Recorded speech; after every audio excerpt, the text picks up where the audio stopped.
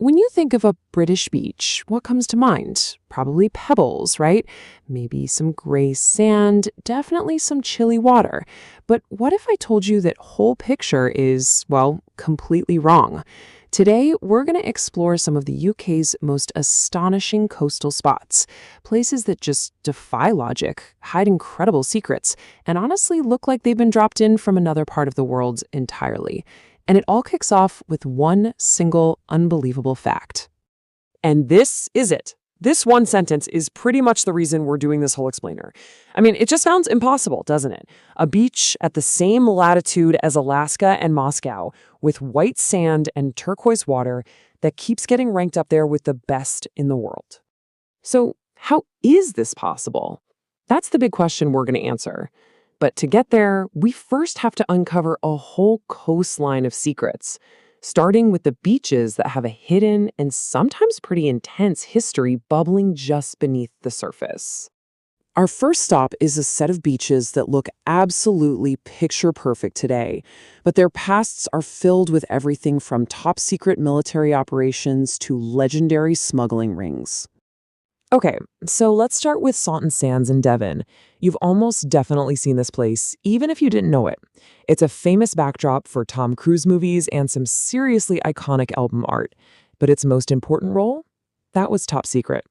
Between 1943 and 1944, over 10,000 American GIs trained right here for D-Day because its sandy slope and tidal range were a near-perfect match for Omaha Beach in Normandy. And that album cover? Well, this number, 700, gives you an idea of the sheer scale of that project.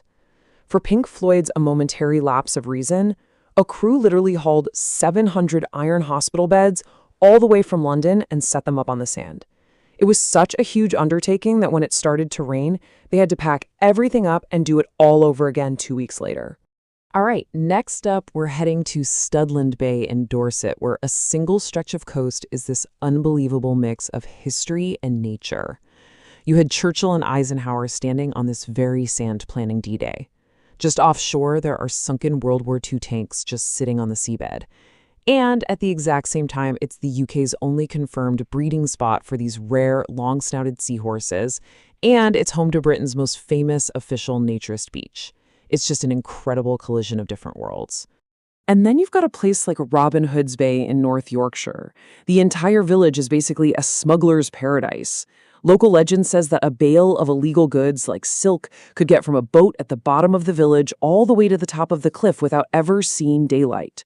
It was passed through this secret maze of tunnels, hidden cupboards, and false walls that connected all the houses. Everybody was in on it. Fishermen, farmers, probably even the local vicar. So we've seen beaches with secrets buried in their past. Now, let's look at beaches where nature itself just seems to be breaking all the rules. Places defined by these bizarre and almost unbelievable geological quirks. Okay, so get ready for this because it's a bit of a mind bender. When you stand on the beach at Canon's Cove, those strange snake-skinned rocks under your feet, they're not actually part of the Earth's crust. They are the Earth's mantle, rock that was once 10 kilometers below an ancient ocean floor, squeezed upwards when two continents smashed into each other. To put it simply, you are literally standing on the inside of the planet. And as if that wasn't cool enough, Kynance Cove has another secret. On dark, moonless nights, the water here has been confirmed to glow with this electric blue bioluminescent plankton. People who've seen it say it's just unforgettable, adding this layer of pure magic to a place that's already geologically impossible. Right, let's head north to the Isle of Ig in Scotland. This number you're seeing, 450 hertz, that's a sound frequency. Think of it like a musical note. It's the sound the singing sands make when you walk across them. See, the beach is made of these almost perfectly round quartz grains, and when the conditions are just right, the friction of them sliding over each other creates this really distinct musical sound. And this isn't some new thing people just notice. Way back in 1844, the geologist Hugh Miller was writing about it, perfectly describing that eerie, beautiful sound that's fascinated people for centuries. It's incredibly rare, by the way. There are only about 33 of these singing sand beaches in the entire British Isles. Now for a place that's part man-made accident, part ancient history. The Blue Lagoon at Abereti. It actually didn't even exist until 1926. That's when some fishermen blasted open the wall of a slate quarry. The sea just rushed in, and copper oxide in the rocks turned the water this incredible turquoise color. So today, you can literally pick up 470-million-year-old fossils from a beach that was created by dynamite, all while the ruins of a ghost village just crumble into the sea nearby. Okay, so from the geologically strange, we now move to the truly legendary. These are beaches whose stories are so dramatic, they feel like they belong in folklore. Stories involving lost cities, ancient raids, and major turning points in history. So, 1.8 square kilometers, what does that even mean? Well, that's the rough size of the medieval city of Dunwich that is now completely underwater off the coast of Suffolk. At its peak, Dunwich was one of England's biggest towns, about the same scale as the city of London, with 8 churches and a booming port. Then, a series of huge storms hit in the 13th century, and the sea just swallowed it whole. And we're not just talking about some old legend here. Sonar mapping has actually confirmed the layout of Britain's Atlantis right there beneath the waves. But it's the haunting local folklore that really brings it to life. For centuries, people have claimed that when storms roll in, you can still hear the bells of its sunken churches ringing from beneath the North Sea. All right, let's head to Lindisfarne, or Holy Island. This tiny tidal island holds a massive weight of history. It was a cradle of early Christianity, where the incredible Lindisfarne Gospels were created.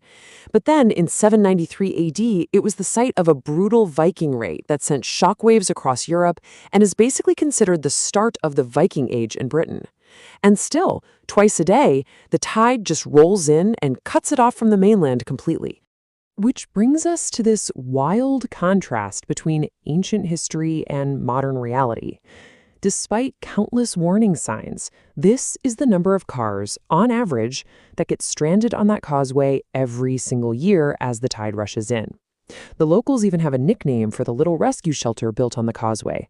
They call it the Idiot Box. And now, we've arrived. Our final destination, the beach that sparked our whole question in the first place. The one that completely shatters every single expectation you could possibly have about a British beach. Luscantire Beach on the Isle of Harris inspires some pretty incredible reactions. Not just, oh, that's nice for Scotland, but as one visitor put it, the most stunning beach they have ever seen in their 70 years of life. That is the kind of awe we're talking about here. So back to our original question, how is this possible? Well, the secret, it's all in the sand. It's not normal mineral sand at all. It's made almost entirely of crushed white shells and bits of coral. This stuff is super reflective, so when the sun hits the shallow, crystal clear water above it, you get that unbelievable turquoise color. It is the exact same science that makes Caribbean beaches look the way they do.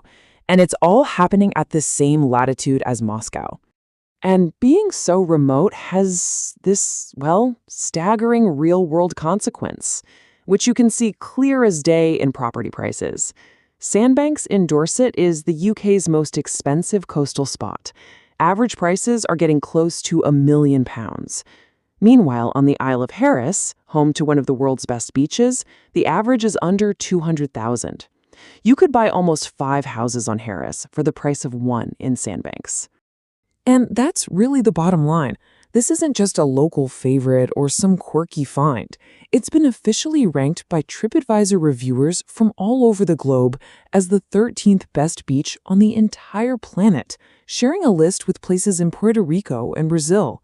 A perfect 5 out of 5 score for a beach where the water temperature maxes out at a pretty brisk 14 degrees Celsius. So, from beaches literally made of the Earth's mantle to sunken medieval cities and a little piece of Caribbean physics happening in the North Atlantic, we've only just scratched the surface of the wonders hidden along Britain's coast. It really leaves you with one final thought. With nearly 20,000 miles of coastline wrapping around these islands, what other unbelievable places are still out there, just waiting to be discovered?